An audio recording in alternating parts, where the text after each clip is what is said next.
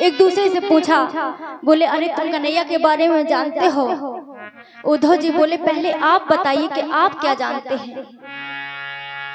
विदुर जी ने सारा वृत्तांत कहा तो उद्धव जी कहने लगे, अरे वो तो मेरा मित्र है, मुझे तो उसकी बाल लीलाओं के बारे में सब कुछ पता है। और जैसे ही बाल लीलाओं का वर्णन किया उद्धव जी ने तो विदुर जी के नेत्र सजल हो गए। बोले कि तुम धन्य हो उद्धव। बोले तुम धन्य इसलिए हो क्योंकि तुमने स्वयं कन्हैया के साथ में वो जीवन व्यतीत किया, वो बचपन व्यतीत किया। जिस समय कन्हैया छोटा होगा वो बाल लीलाएं करता होगा और तुम उसके अभी भी मित्र हो तो तुम्हें ज्यादा जानकारी है, तुम्हें उसको जब भी उसके पास जाना तो मेरा ये समाचार कहना। उद्धव जी बोले धन्य तो आप हैं। अब देखिए एक और विदुर जी उद्धव जी से कह रहे हैं कि आप धन्य इसलिए हैं क्योंकि आपने उनकी बाल लीलाओं को देखा, उनके चरित्र को देखा, अनुगमन किया। और उद्धव जी कहते हैं कि आप धन्य हैं। क्यों? क्योंकि जब मैंने कन्हैया से पूछा कि कन्हैया तुम्हें सबसे ज्यादा स्वाद कहाँ मिला, सबसे ज्यादा मीठा भोग कहाँ का लगा, तो कन्हैया ने मुझसे कहा कि मुझे सबसे ज्यादा मीठा भोजन लगा तो केवल विदुरानी काकी के हाथों का लगा, जब मैंने केले के छिलके खाए। दोनों की मित्रता हुई, उद्धव जी की और विदुर जी का मिलन हुआ। यहाँ पर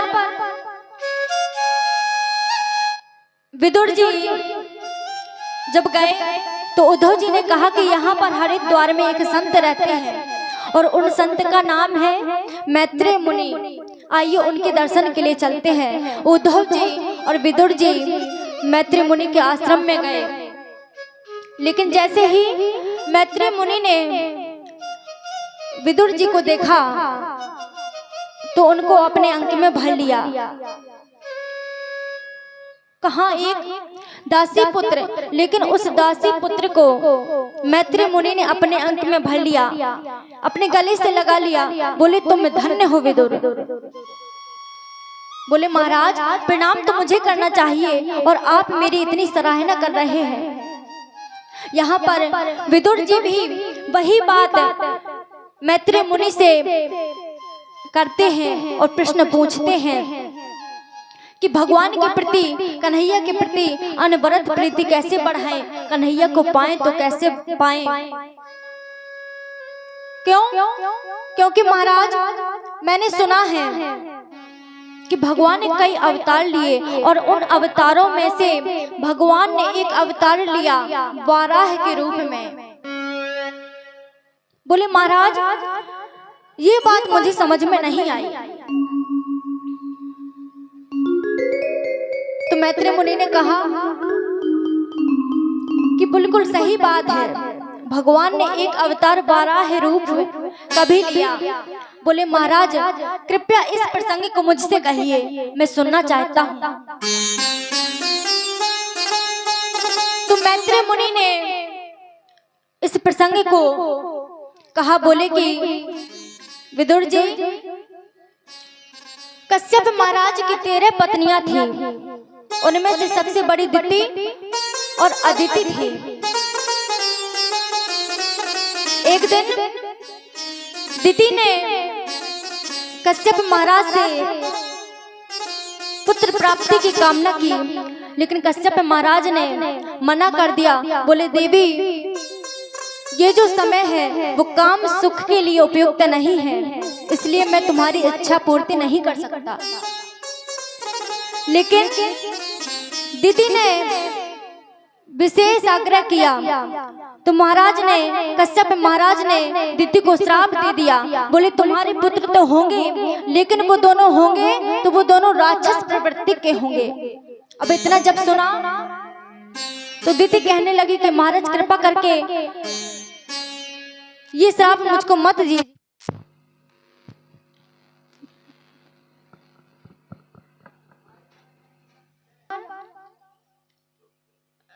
महाराज कश्यप ने कहा कि तुम्हारे जो 2 पुत्र होंगे वो महान राक्षस होंगे और उनका नाम होगा हिरण्यकश्यप हिरण्याक्ष। बोले महाराज ऐसा श्राप मत दीजिए। कश्यप महाराज ने कहा कि एक बात और, पुत्र होंगे वो तो राक्षस होंगे, लेकिन तुम्हारा जो पौत्र होगा, तुम्हारा जो पौत्र होगा वो बड़ा ही गुणवान होगा, भगवान का भक्त होगा और उसका नाम होगा प्रहलाद। अदिति ने जैसे ही ये बात सुनी तो बोली महाराज अगर ऐसा है तो मैं बड़ी प्रसन्न हूँ। क्यों? क्योंकि अगर वो राक्षस भी होंगे तो आपने कहा है कि उनका उद्धार प्रभु के हाथों होगा। बोले महाराज मुझे स्वीकार है, लेकिन यहाँ पर जो प्रश्न किया था कि भगवान ने अवतार लिए तो उनमें से एक अवतार था वाराह का अवतार।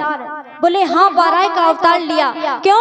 क्योंकि जिस समय ये सारी पृथ्वी समुद्र में डूबने लगी तो उस समय भगवान ने वाराह का रूप धारण करके उस पृथ्वी को बचाया और अपने हाथ में लेकर के भ्रमण करने लगे। लेकिन तभी पृथ्वी देवी के मन में बड़ा भारी घमंड उत्पन्न हो गया, अभिमान हो गया। अभिमान कैसा हो गया?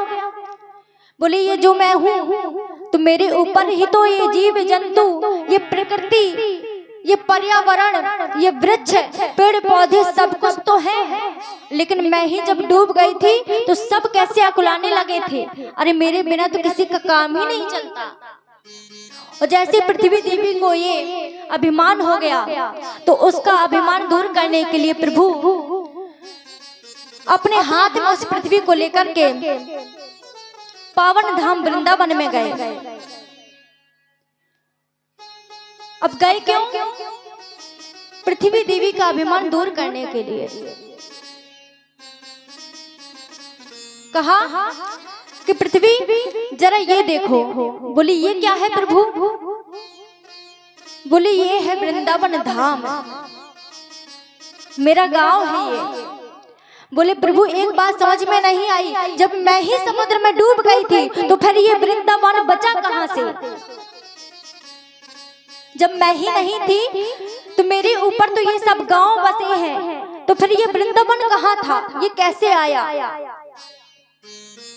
प्रभु ने बड़ा ही सुंदर जवाब दिया। बोले कि पृथ्वी देवी एक बात बता दूं, ये सारी सृष्टि प्रलयंकारी हो जाए, सारी सृष्टि का प्रलय हो जाए, तुम डूब जाओ समुद्र में, लेकिन ये वृंदावन धाम ऐसा है कि ये ज्यों का त्यों बना रहता है, ये कभी भी डूबने वाला नहीं है।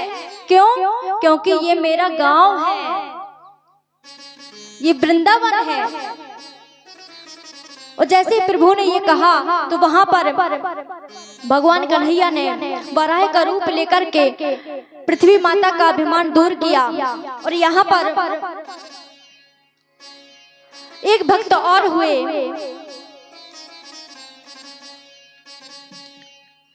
यहाँ पर मैत्रेय मुनि विदुर जी से ये प्रसंग कह रहे हैं। बोले महाराज राजा परीक्षित ने सुखदेव जी से पूछा था कि भगवान किसको मिलते होंगे? बोले पूछा था। बोले महाराज मैं भी जानना चाहता हूँ, केवल एक उपाय बताइए कि प्रभु के प्रति अनवरत प्रीति कैसे हो, उनके प्रति हमारा लगाव कैसे हो। जैसे ही ये प्रश्न किया विदुर जी ने मैत्रेय मुनि से, और यहाँ पर राजा परीक्षित सुखदेव जी से पूछ रहे हैं। तो विदुर जी से मैत्रेय मुनि ने कहा कि विदुर जी एक बात है, सबसे पहले तो प्रभु को पाने के लिए 3 बातों का ध्यान रखना आवश्यक है। कौन कौन से? पहली बात तो प्रभु के प्रति विश्वास होना चाहिए। फिर दूसरी बात प्रभु से कुछ न कुछ संबंध जोड़ो, और तीसरी बात समर्पण, यानी कि प्रभु के प्रति समर्पित हो जाओ। क्यों? क्योंकि अगर मन में विश्वास नहीं होगा, अगर मन में विश्वास नहीं है तो हम यहाँ से कितने भी दूर निकल जाएं, हरिद्वार चले जाएं, काशी चले जाएं, मथुरा वृंदावन चले जाएं, लेकिन अगर मन में विश्वास नहीं है तो कुछ होने वाला नहीं है। केवल हम इस दुनिया का भ्रमण करते रहेंगे, घूमते रहेंगे, घूम करके अपने घर में वापस आ जाएंगे। तो सबसे पहले तो भगवान के प्रति विश्वास होना चाहिए। दूसरी बात, संबंध। बोले महाराज संबंध वो भी भगवान से? बोले हाँ। बोले कैसा संबंध जोड़ ले? तो मैत्रेय मुनि कहते हैं कि कोई भी संबंध, चाहे गोविंद को अपना पुत्र मान लो, चाहे उनको अपना बंधु मान लो, सखा मान लो, कुछ भी मान लो, लेकिन एक संबंध स्थापित करना चाहिए। क्यों? क्योंकि जिस प्रकार से हम अपने पुत्र का ध्यान रखते हैं उसी प्रकार से एक बार वो अपना करके तो देखो, संबंध जोड़ करके देखो, तो भी भगवान जल्दी मिल जाते हैं। बोले तीसरी बात, समर्पण। तो कहा कि महाराज समर्पण, बोले कोई भी चीज करो, कोई भी काम करो, उसका सारा श्रेय प्रभु के ऊपर समर्पित कर दो। जो कुछ भी होगा आपके उससे होगा। बोले महाराज इतनी सी बात? बोले हाँ। क्यों? क्योंकि विश्वास, संबंध और समर्पण, ये तीन बातें आएंगी कहां से? बोले सबसे पहले तो हमें आसन को जीतना होगा। क्यों? क्योंकि जितासनो जित श्वासो जित संगो जितेंद्रिया। बोले महाराज अगर आसन को जीतना है, भगवान को पाना है, तो सबसे पहली बात जितासनो यानी कि आसन को जीतो। फिर दूसरी बात जित श्वासो यानी कि श्वास पर नियंत्रण पाओ, काबू पाओ। बोले महाराज ये कैसे होगा? बोले प्राणायाम से, योगा से, योगासन से। बोले तीसरी बात, तो बोले जितासनो जित श्वासो जित संगो जितेंद्रिया। बोले महाराज तीसरी बात है जितेंद्रिया यानी कि इंद्रियों को जीतो। तो जैसे ही बात ये कही कि इंद्रियों को जीतो, तो विदुर जी कहने लगे कि महाराज आप कह रहे हैं कि इंद्रियों को जीतो। महाराज ये बड़ा मुश्किल है। क्यों? क्योंकि हम इन पर काबू नहीं पा सकते। तो बोले चौथी बात जित संगो यानी कि संग को जीतो। अब संग को कैसे जीतेंगे? उसके लिए केवल श्रीमद् भागवत में एक बात कही गई है, अगर संग को जीतना है तो सबसे पहले संतों की संगत करो, दुर्जनों की संगत को छोड़ दो। क्यों? क्योंकि संतों की संगत करने से होगा क्या?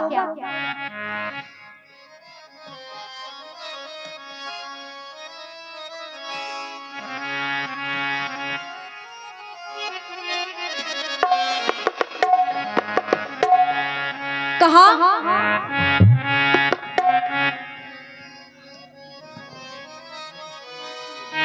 अरे संतन के संगे लागे रे तेरी अच्छी बनेगी। संतन के संगे लागे रे तेरी अच्छी बनेगी।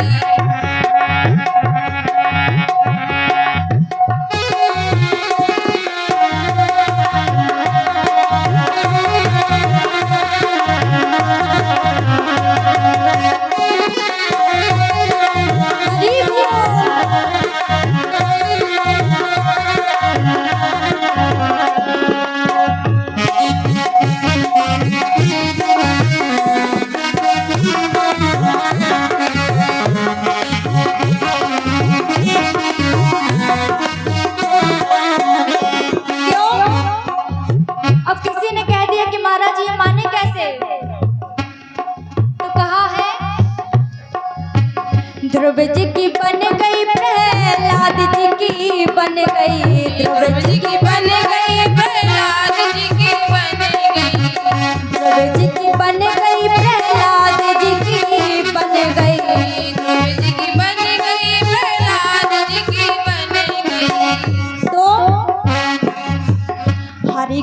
तने में लाग रे तेरी अच्छी बनेगी, तने में लाग रे तेरी अच्छी बनेगी।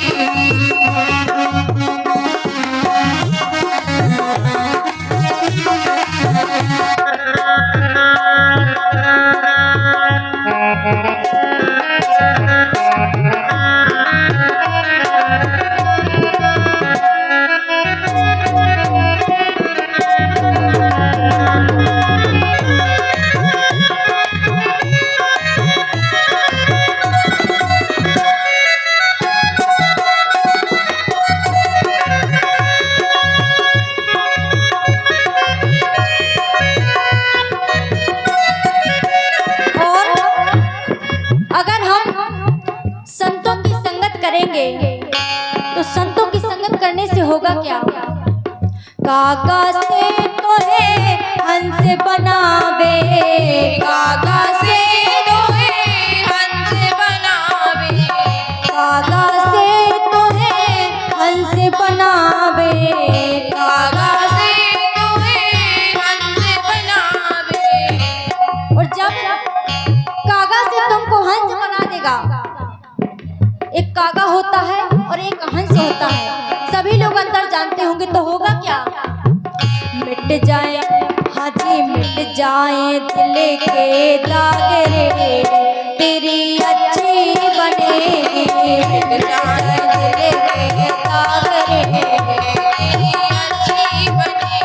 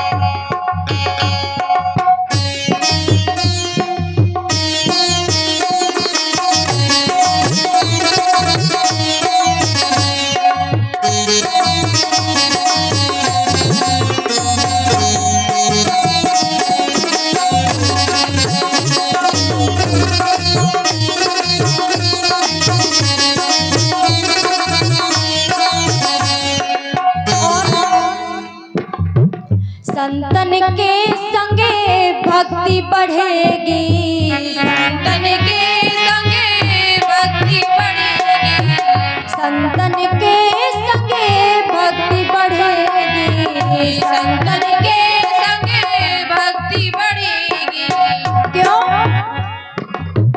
राम चरण अनुराग रे तेरी अच्छी बनेगी, राम चरण अनुराग रे तेरी अच्छी बनेगी।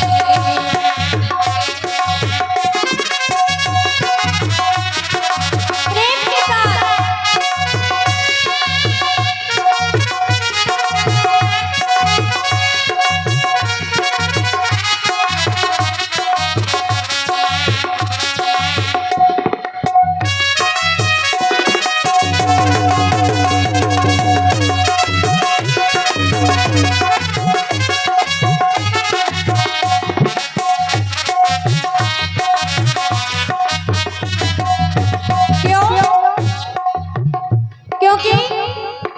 अभी तक ये मानो कि अभी तक हमने कितनी भी बुरी संगत की है। इस भजन में कहा गया अभी तक तो तुमने बहुत सो लिया, इस माया संसार में घूम लिया, लेकिन अब अगर जाग सकते हो तो अभी अपने नेत्र खोलो। क्यों? मोहे रात्रि में बहुत दिन सोया, रात्रि में बहुत दिन सोया, मोहे रात्रि में बहुत दिन सोया, मोहे रात्रि में बहुत दिन सोया। लेकिन अभी भी समय है, जाग सके तो जाग रे तेरी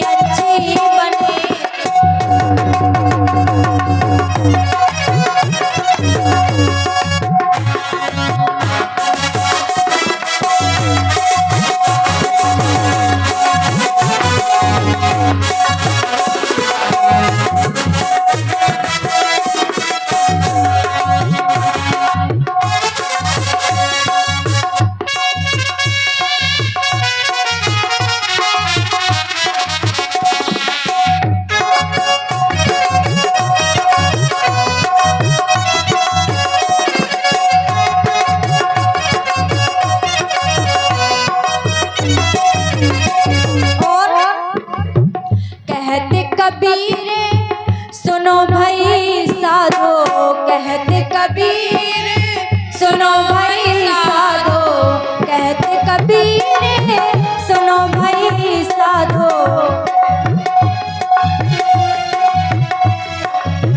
और होए तेरो बड़े भाग रे, तेरी अच्छी बनेगी। होए तेरो बड़े भाग रे, तेरी अच्छी बनेगी। संतन के संग लाग रे, तेरी अच्छी बनेगी। संतन के तेरी अच्छी बनेगी, तेरी अच्छी बनेगी, तेरी अच्छी बनेगी। बोले अगर प्रभु को पाना है तो ये चार बातों का ध्यान रखना अवश्य है। क्यों? क्योंकि एक भक्त हुए प्रियव्रत और उत्तानपाद, जो कि स्वयंभू व मनु के दो पुत्र हैं, प्रियव्रत और उत्तानपाद। उत्तानपाद जी की दो पत्नियां हैं, सुनीत सुरुचि, और उन्हीं सुनीत के पुत्र का नाम है ध्रुव। ध्रुव को सभी लोग जानते होंगे। तो ध्रुव जी की लगन शुरुआत से ही प्रभु के कीर्तन में, प्रभु के भजन में, गोविंद का गान करने में थे।